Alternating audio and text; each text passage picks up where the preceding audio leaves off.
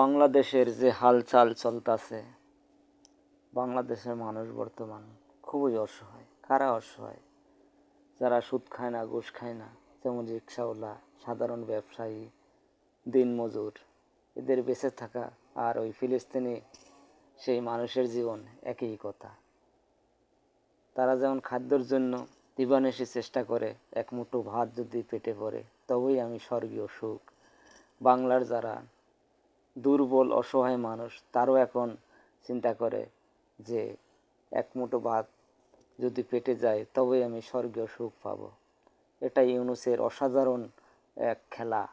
ইউনূস সারা বাংলাদেশে যে অশান্তি সৃষ্টি করছে, এই অশান্তির কারণে ইউনূস একদিন এর দায়ভার নিতেই। সে যদি দেশ চালাইতে না পারে তাহলে দেশ আইছে কি আরে?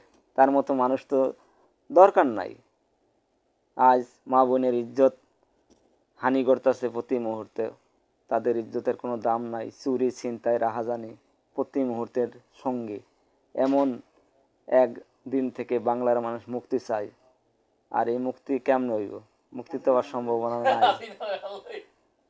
আর এই মুক্তির জন্য বাংলায় একটা সুন্দর নির্বাচনের প্রয়োজন, সবার সমান অধিকার। তাই ইউনূসকে আমি একটা বার্তা দিতে চাই, তুমি যদি কিছুই না পারো অন্তত সংস্কারের মাধ্যমে একটা সুষ্ঠু ভোটের ব্যবস্থা করে দিয়ে নিজের আসন গদি ছাইরা তুমি পরদেশে পাড়ি দাও, এটাই তোমার জন্য মঙ্গল। শুভকামনা রইল বাংলার নিরীহ মানুষের জন্য। আসসালামু আলাইকুম।